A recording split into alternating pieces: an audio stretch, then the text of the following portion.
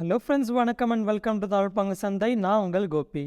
இன்றைக்கி நிஃப்டி 50 பார்த்தீங்கன்னா 15 points increase ஆகி 0.09% பாசிட்டிவில் 17,828 க்ளோஸ் ஆயிருக்கு. அண்ட் அதுவே பேங்க் நிஃப்டி பார்த்தீங்கன்னா கிட்டத்தட்ட 574 பாயிண்ட்ஸ் இன்க்ரீஸ் ஆகி 1.38% பாசிட்டிவில் 42,132 க்ளோஸ் ஆயிருக்கு. இன்றைக்கி நிஃப்டி ஓரளவுக்கு அண்டர் பர்ஃபார்ம் பண்ணதுக்கு முக்கியமான காரணம் பார்த்தீங்கன்னா ஐடி ஸ்டாக்ஸ்னு சொல்லலாம். அண்ட் அதுலேயும் ஸ்பெசிஃபிக்காக நிஃப்டியில் ஹை வெயிட்டேஜஸ் இருக்கிற இன்ஃபோசிஸ் அண்ட் டிசிஎஸோட ஷேர் ப்ரைஸ் ஃபால் ஆனதுனால ஓவரால் நிஃப்டி இன்றைக்கி ஓரளவுக்கு வீக்காகவே இருந்தது. ஆனால் லாஸ்ட் 8 டேஸாகவே மார்க்கெட் பாசிட்டிவாக க்ளோஸ் ஆகிட்டு இருந்தது. ஆனால் இன்றைக்கி நெகட்டிவாக க்ளோஸ் ஆகிற மாதிரி இருந்தது. ஆனால் எண்ட் ஆஃப் த டே இன்றைக்கும் பாசிட்டிவாக க்ளோஸ் ஆகிடுச்சு. ஸோ இன்றைக்கி ஓவரால் டாப் கெய்னர்ஸ்னு பார்க்குறப்போ AU bank, IndusInd bank, HDFC life, Godrej properties and Eicher motors. And அதுவே டாப் லூசர்ஸ்னு பார்க்குறப்போ Persistent, Infosys, Infosys, Laurus Labs and PFC. And அதுவே கேஷ் மார்க்கெட் அண்ட் F1ஓட டேட்டா படி லாங் பில்டப், அதாவது பாசிட்டிவ் மொமெண்டம் கிரியேட்டட் இருக்க ஸ்டாக்ஸ்னு பார்க்குறப்போ AU bank, IndusInd bank, HDFC life, Godrej properties and Eicher motors.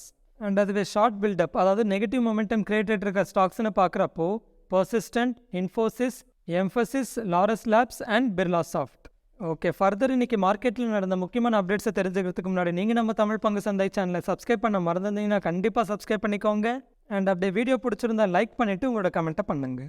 And நேற்றுலேருந்து வீடியோட கடைசியில் டெய்லி ஒரு கோட்ஸ் பார்ப்போம்னு சொல்லியிருந்தோம். அண்ட் டெய்லி அந்த கோட்டை பற்றி உங்களோட கமெண்ட்டும் சொல்லுங்கள். அண்ட் மோஸ்ட்லி அந்த கோட் வீடியோட கடைசியில் இருக்கிறதுனால வீடியோவை கடைசி வரைக்கும் பார்க்காதவங்க அந்த கோட்டை மிஸ் பண்ணுறீங்கன்னு நினைக்கிறேன். அண்ட் நேற்று எனக்கு தெரிஞ்சு ஒருத்தர் தான் அந்த கோட்டை பற்றி கமெண்ட் பண்ணியிருந்தாரு. ஸோ கண்டிப்பாக வீடியோவை கடைசி வரைக்கும் பாருங்கள். அண்ட் அந்த கோட்டை பற்றி உங்களோட கமெண்ட்டும் சொல்லுங்கள்.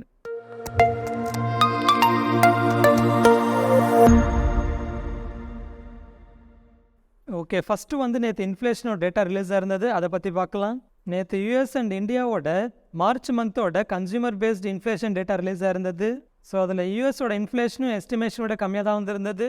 அண்ட் இந்தியாவோட ரீட்டைல் இன்ஃப்ளேஷனும் லாஸ்ட் 15 மந்த்ஸை விட கம்மியாக வந்திருந்தது. அதாவது பிப்ரவரியில் பார்த்தீங்கன்னா 6.44% இருந்தது. அண்ட் அதுவே இப்போ அது 5.66% வந்திருக்கு. ஸோ இப்படி இன்ஃப்ளேஷன் குறையிறது ஓவரால் ஈக்விட்டி மார்க்கெட்டுக்கு பாசிட்டிவ் அப்டேட்டாக இருக்குது. ஸோ ஆல்ரெடி RBI இன்ட்ரெஸ்ட் ரேட்டை இன்க்ரீஸ் பண்ணாமல் ஹோல்ட் பண்ணியிருந்தாங்க.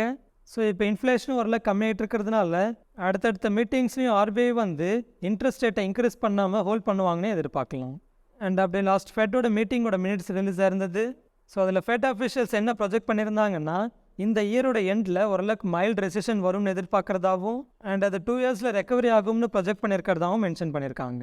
எனிவே இப்போதுக்கு நிஃப்டி ஸ்டாக் ஸ்பெசிஃபிக்காக, அதாவது ரிசல்ட் ஓரியன்ட் ஸ்டாக் ஸ்பெசிஃபிக்காக ரியாக்ட் ஆகிட்டுருக்கு.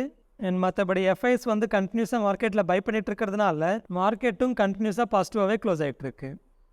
ஓகே, அடுத்து டிசிஎஸோட Q4 ரிசல்ட்ஸை பற்றியும் அண்ட் இதே போல் மேனேஜ்மெண்ட் கொடுத்த கமெண்ட்ரி பற்றியும் and CEO and MD change ஆகிறத பற்றியும் நம்ம கொஞ்சம் டீட்டெயில்டாகவே பார்க்கலாம்.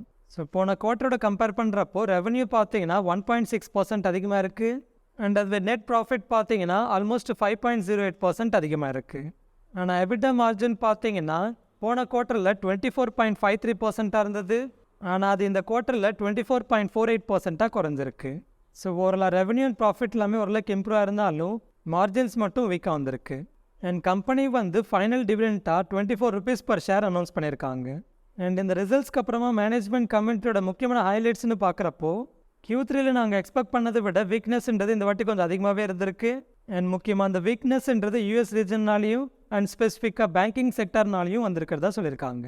அண்ட் அதுவே UK அண்ட் யூரோப் ரீஜன்ஸில் டிமாண்டுன்றது யூஎஸ் விட ஸ்ட்ராங்காக இருக்குன்னு சொல்லியிருக்காங்க. அண்ட் அதுவே நார்த் அமெரிக்காவில் சில கிளைண்ட்ஸ் ப்ராஜெக்ட்ஸை தள்ளி போட்டுட்டு இருக்கிறதா சொல்லியிருக்காங்க. ஆனால் அந்த ப்ராஜெக்ட்ஸ் எல்லாமே கிரிட்டிக்கல் நேச்சர் இல்லைன்னு சொல்லியிருக்காங்க. அண்ட் சில கிளைண்ட்ஸ் அவங்களோட டிஸ்கிரிஷனரி ஸ்பெண்டிங்கை, அதாவது தேவையில்லாத ஸ்பெண்டிங்கை கம்ப்ளீட்டாக பாஸ் பண்ணியிருக்கிறதா சொல்லியிருக்காங்க. ஸோ இப்படி ஓவராலாக மேனேஜ்மெண்ட்டோட கமெண்ட்ரி பார்த்தீங்கன்னா ரீசெண்ட் ஹிஸ்ட்ரியில் கேட்காத அளவுக்கு வீக்னஸ் டோனில் பேசியிருக்காங்க. அண்ட் அதுவே மேனேஜ்மெண்ட்டோட சேஞ்சுன்னு பார்க்குறப்போ கிருத்திவாசன், அதாவது இங்கே லெஃப்டில் இருக்கிற பர்சன் பார்த்தீங்கன்னா June 1 டிசிஎஸோட புது CEO அண்ட் MDயாக ஆக போகிறாரு. அதாவது இந்த பிக்சரில் இருக்கிற ரைட் சைடில் இருக்கிற கோபிநாத் தான் இது வரைக்குமே டிசிஎஸோட CEO அண்ட் MDயாக இருந்தார். ஸோ இனி June 1 லெஃப்ட் சைடில் இருக்கிற கிருத்திவாசன் MD அண்ட் CEOவாக இருக்க போகிறாரு. ஆக்சுவலாக இப்போ கரண்ட்டாக இருக்கிற CEO பார்த்தீங்கன்னா, அதாவது கோபிநாத் பார்த்தீங்கன்னா 2013 டிசிஎஸில் CFOவாக இருந்தார். ஸோ அவர் 2017 CEO ஆனார். பட் இப்போ அவர் சில அதர் இன்ட்ரெஸ்ட்டை பர்சியூ பண்ணுறதுக்காக MD அண்ட் CEO பொசிஷன்லேருந்து ஸ்டெப் டவுன் ஆக போகிறதா சொல்லியிருந்தார். அண்ட் அதுவே கிருத்திவாசன் பார்த்தீங்கன்னா கரண்ட்டாக பிஎஃப்எஸ்ஐ அதாவது banking, financial services and insurance பிஸ்னஸோட குளோபல் ஹெட்டாக இருக்கார். அண்ட் அவர் டிசிஎஸில் 34 இயர்ஸ் எக்ஸ்பீரியன்ஸ் வச்சுட்ருக்காரு. அதாவது டாடா கன்சல்டன்சி சர்வீசஸில் கிட்டத்தட்ட 1989 சேர்ந்தவர். ஆனால் இந்த பிக்சரில் அவரோட ஃபேஸ் பார்த்தீங்கன்னா ரொம்ப கவலையாக இருக்கிற மாதிரி தெரியுது. இதை பற்றி நீங்கள் என்ன நினைக்கிறீங்கன்றதை கமெண்ட்டில் சொல்லுங்கள்.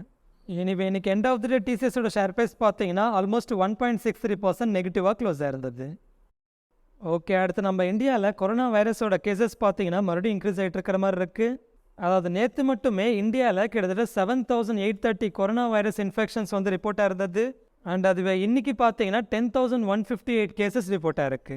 ஸோ இப்படி ஒரே நாளில் 10,000க்கு மேலே கேசஸ் ரிப்போர்ட் ஆகிட்டு இருக்கிறதுன்றது லாஸ்ட் 8 monthஸில் இல்லாத அளவுக்கு ஹையஸ்ட்டாக இருக்குது. அண்ட் இப்போ இந்தியாவில் டோட்டல் ஆக்டிவ் கேசஸ்ன்னு பார்க்குறப்போ அரௌண்ட் 44,998 இருக்குது. ஸோ உங்களோட ஹெல்த் ரிலேட்டாக கான்ஷியஸாக இருங்க. அண்ட் முக்கியமாக ஹெல்த் இன்சூரன்ஸ்ன்றது இருக்கான்றதை செக் பண்ணிக்கோங்க. அண்ட் ஒரு வேளை இல்லைன்னா நம்மளோட கூகுள் ஃபார்ம் ஃபில் பண்ணி ஒரு பெஸ்ட் ஹெல்த் இன்சூரன்ஸ் எடுத்துக்கோங்க. அண்ட் ஒரு வேளை ஆல்ரெடி இருந்தாலும் இப்போ பெஸ்ட்டாக இருக்கிற ஹெல்த் இன்சூரன்ஸ்க்கு போர்ட்டபிலிட்டி பண்ணுறதுக்கும் நம்மளோட கூகுள் ஃபார்ம் ஃபில் பண்ணிக்கோங்க. ஓகே, அடுத்து பேங்க்ஸ் பார்த்தீங்கன்னா அவங்க கொடுக்குற லோன்ஸுக்கு ரிலேட்டடாக சில பெனால்ட்டிஸ் ஆர் சார்ஜஸ் போடுறத பற்றி ஆர்பிஐ ஒரு முக்கியமான டிராஃப்ட் ப்ரப்போசலை கொடுத்துருக்காங்க. அதாவது ஆர்பிஐ வந்து என்ன அப்சர்வ் பண்ணியிருக்காங்கன்னா, யாரெல்லாம் வந்து லோன்ஸ் டிஃபால்ட் பண்ணுறாங்களோ அவங்கக்கிட்ட மட்டும் பேங்க்ஸ் வந்து ஹையர் இன்ட்ரெஸ்ட் ரேட்டை வந்து சார்ஜ் பண்ணிகிட்டு இருக்கிறதாகவும், அதாவது லோன் சேங்ஷன் ஆகிறப்ப சொன்ன டேர்ம்ஸோட இன்ட்ரெஸ்ட் ரேட்டை விட ரொம்பவே அதிகமான இன்ட்ரெஸ்ட் ரேட் வந்து டிஃபால்ட்டர்ஸ் மேலே போடுறாங்கன்ற மாதிரி ஆர்பிஐ வந்து அப்சர்வ் பண்ணியிருக்கிறதுனால இது ரிலேட்டடாக பேங்க்ஸுக்கு ஒரு டிராஃப்ட் ப்ரப்போசலை கொடுத்துருக்காங்க. அதாவது பேங்க்ஸ் வந்து அவங்க போடுற பெனல்ட்டி சார்ஜஸ்ன்றது வெறும் சார்ஜஸாக தான் இருக்கணும். அதாவது இன்ட்ரெஸ்ட் ரேட்டுக்கு லிங்க் பண்ணி இன்ட்ரெஸ்ட் ரேட்டே இன்க்ரீஸ் பண்ணுற அளவுக்கு பெனல்ட்டி சார்ஜஸை போடுற மாதிரி இருக்கக்கூடாதுன்னு சொல்லியிருக்காங்க. அண்ட் அந்த சார்ஜஸும் பார்த்தீங்கன்னா ஒரு த்ரெஷோல்டுக்கு மேலே எந்த அளவுக்கு டிஃபால்ட் ஆகுறாங்களோ அதுக்கு தகுந்த மாதிரி ப்ரப்போர்ஷனேட்டாக இருக்கணும்னு சொல்லியிருக்காங்க. அண்ட் இப்படி பேங்க் வந்து எவ்வளோ பெனல்ட்டி சார்ஜஸ் போடுறாங்கன்னு அவங்களோட போர்டு அப்ரூவ் பண்ண ஒரு கிளியர் பாலிசி அவங்கக்கிட்ட இருக்கணும்னு சொல்லியிருக்காங்க. அண்ட் அந்த பெனல்ட்டி சார்ஜஸ் அண்ட் அதோட ரிலேட்டட் கண்டிஷன்ஸ் எல்லாமே லோன் அக்ரிமெண்ட்லேயே மென்ஷன் பண்ணணும்னு சொல்லியிருக்காங்க. ஸோ இப்படி ஓவராலாக பேங்க்ஸ் வந்து அவங்களோட பெனல்ட்டி சார்ஜஸை இன்ட்ரெஸ்ட் ரேட் மாதிரி இன்க்ரீஸ் பண்ணி அதை அவங்களோட ரெவன்யூ இன்க்ரீஸ் பண்ணுற நோக்கத்தில் பார்க்கக்கூடாதுன்னு டிராஃப்ட் ப்ரப்போசலை இஷ்யூ பண்ணியிருக்காங்க. ஆனால் இந்த ப்ரப்போசல்னால பேங்க்ஸுக்கு எந்தளவுக்கு பொட்டன்ஷியல் இம்பேக்ட் இருக்கும்னு தெரியல.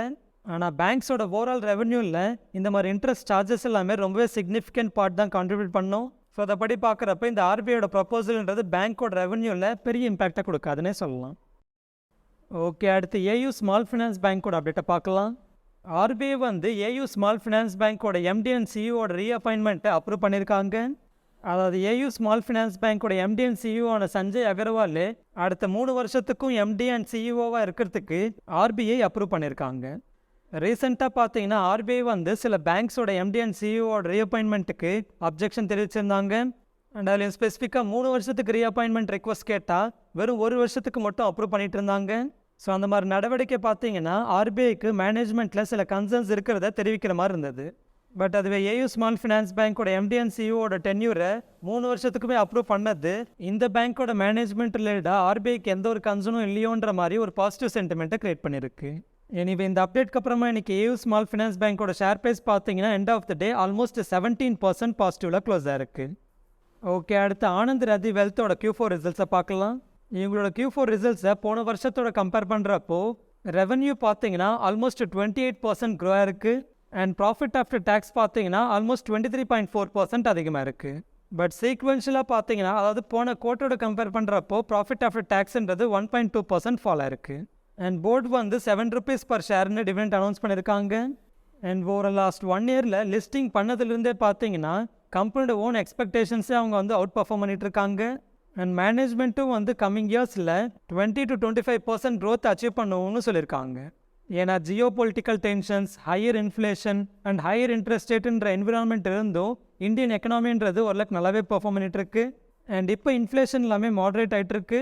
அண்ட் இன்வெஸ்ட்மெண்ட் சைக்கிளும் ரிவைவ் ஆகிட்டுருக்கிறதுனால ஓவரால் எக்கனாமி வந்து கம்மிங் இயர்ஸில் நல்லாவே பர்ஃபார்ம் பண்ணணும்னு சொல்லியிருக்காங்க.